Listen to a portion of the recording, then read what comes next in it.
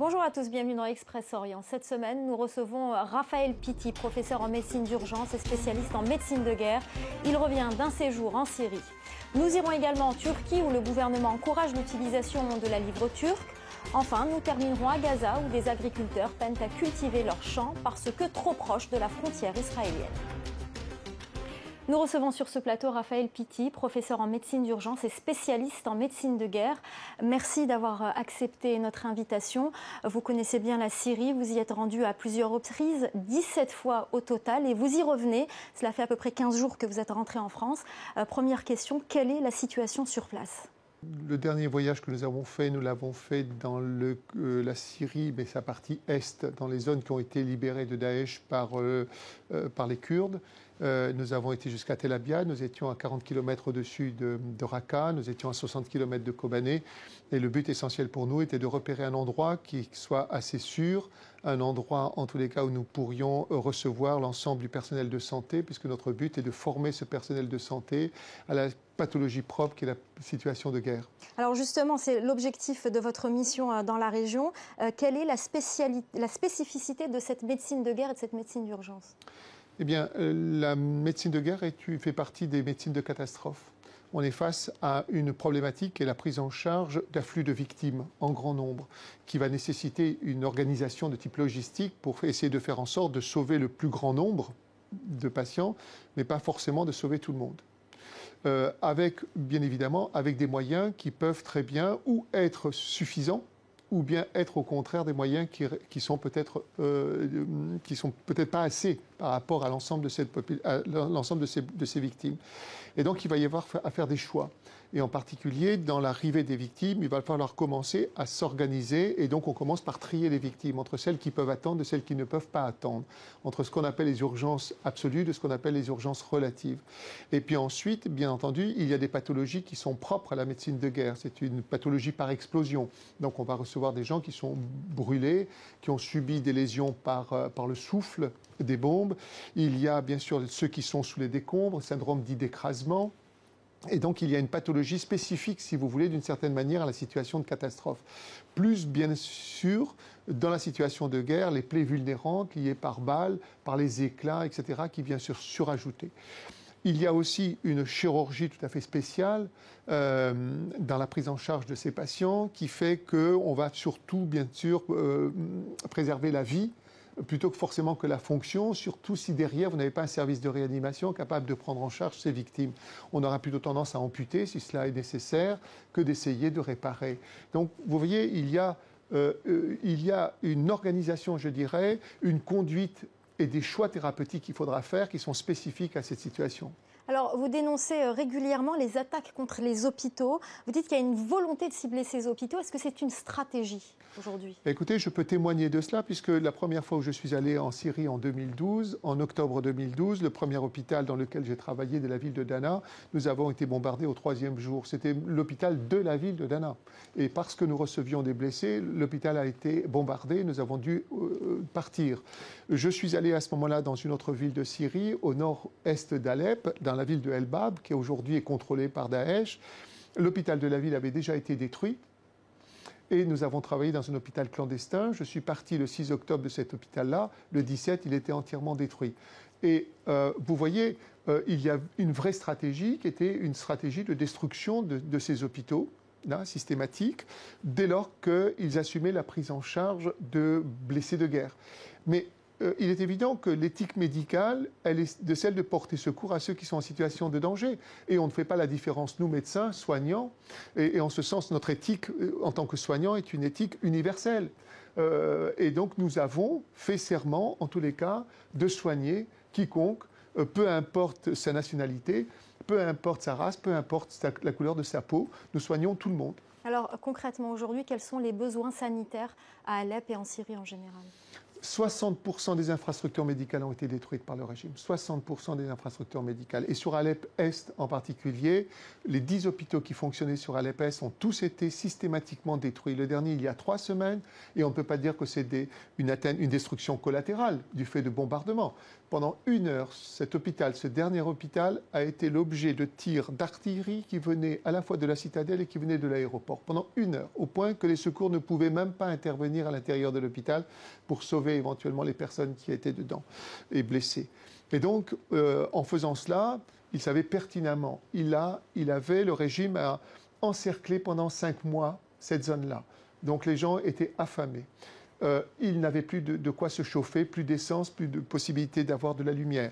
Dans les hôpitaux, les couveuses en particulier ne pouvaient plus fonctionner puisque les groupes n'avaient plus d'essence et donc on ne pouvait plus chauffer les enfants à l'intérieur de ces couveuses. Il a fallu sortir ces enfants et donc les condamner à mort. Voilà la situation qui est effroyable pour cette population qui a faim, qui a froid, qui ne peut pas se soigner. On a bien entendu votre message. Merci beaucoup d'avoir été avec nous sur ce plateau. Merci pour ce témoignage. En bref, alors que l'attention de l'armée de Bachar al-Assad est concentrée sur Alep, le régime n'a pas pu contrer une offensive surprise du groupe État islamique. Les djihadistes ont repris dimanche la ville antique de Palmyre, dans le centre de la Syrie, malgré les frappes russes. La communauté copte d'Égypte a été endeuillée ce dimanche. Un attentat a ciblé l'église Saint-Pierre et Saint-Paul. Une attaque qui s'est déroulée en pleine messe. 25 fidèles ont été tués. Les autorités égyptiennes ont identifié le kamikaze, un jeune homme de 22 ans, en lien avec les frères musulmans. La Turquie est également frappée par un double attentat ce week-end. Le bilan est lourd, 44 morts, dont 36 policiers. C'est le 14e attentat en 18 mois, une attaque revendiquée par les Faucons de la Liberté du Kurdistan, un groupe radical proche du PKK.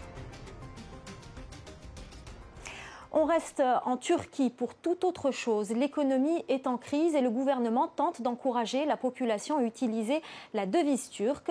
Tous ceux qui acceptent de convertir leurs dollars ou leurs euros en livres turcs sont récompensés. À Istanbul, il y a même des commerçants qui soutiennent cette initiative. Reportage. Quelques livres contre pain et pâtisserie, c'est en petite monnaie qu'on commerce ici. Pourtant, ce boulanger propose depuis quelques jours d'offrir en cadeau une baguette à tous ceux qui peuvent prouver avoir récemment transformé des euros ou des dollars en devises turques. Une démarche insolite qui lui a même valu les louanges du leader du pays. Je suis l'un des premiers commerçants en Turquie à avoir lancé cette opération. Et hier soir, notre président Recep Tayyip Erdogan m'a appelé pour me remercier. Le président turc a en effet appelé ses concitoyens à convertir leur or ou leur devise étrangère en monnaie locale pour tenter de contrer la dévaluation monétaire qui frappe le pays. Et Gökhan n'est pas le seul à avoir été sensible à son message. Dans la même rue, d'autres commerçants ont suivi le mouvement. On peut recevoir un bagel, déguster des boulettes épicées ou même se faire coiffer gratuitement si l'on a converti au moins 250 $. Si on peut aider, ne serait-ce qu'un petit peu notre pays, notre gouvernement, nous continuerons à le faire et si Dieu le veut, nous allons faire baisser le dollar pour apaiser le pays. Mais dans ce quartier populaire d'Istanbul, peu sont venus avec la preuve d'un échange de devises. Alors que la monnaie locale s'affaiblit chaque jour un peu plus par rapport au dollar ou à l'euro, les habitants sont partagés quant à l'efficacité d'une telle mesure.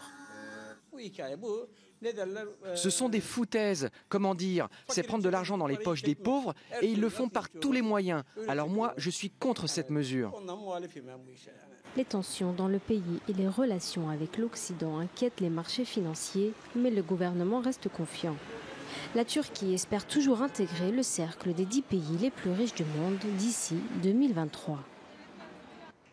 À Gaza, des fermiers prennent des risques pour cultiver leurs terres. La raison est simple, leurs champs sont trop proches de la frontière avec Israël. L'armée tire sur tous ceux qui se rapprochent à moins de 1500 mètres de sa frontière pour empêcher l'apparition de nouveaux tunnels. Une ONG française tente d'aider ces agriculteurs à conserver leurs champs. Reportage. Comme tous les jours, Atta et son fils se rendent dans leur champ situé dans l'est de la bande de Gaza. Ce paysan palestinien cultive des courgettes à moins de 600 mètres de la frontière avec Israël. La frontière est juste là, on peut la voir. La tour de garde du Hamas est à 200 mètres. Et juste par là, vous pouvez voir le mirador israélien. Jusqu'à 1500 mètres de la frontière, l'armée israélienne surveille les moindres faits et gestes de la population. Objectif, empêcher de nouveaux tunnels qui mèneraient au territoire israélien. Les soldats n'hésitent pas à ouvrir le feu si les paysans palestiniens s'approchent d'un peu trop près. Je n'ai pas le choix. Comment faire pour nourrir ma famille si je ne me rends pas dans mon champ? Mais je sais que c'est très dangereux. Rien que là où nous sommes, on peut se faire tirer dessus. Comme lui, 170 000 personnes vivent des ressources de cette zone. Cette ONG française a développé depuis 2012 un programme pour soutenir ces fermiers. Sans cette aide financière et matérielle, les agriculteurs palestiniens ne pourraient tout simplement pas continuer à travailler. La zone d'accès restreint de la bande de Gaza représente 17% de la superficie totale de la bande de Gaza et 35% de la superficie agricole exploitable de la bande de Gaza. De fait, interdire l'accès ou restreindre l'accès à cette zone restreint la capacité des Gazaouis à être autosuffisants en production agricole. Selon l'ONU, 40 millions d'euros de productions agricoles sont perdus chaque année à cause de ces restrictions.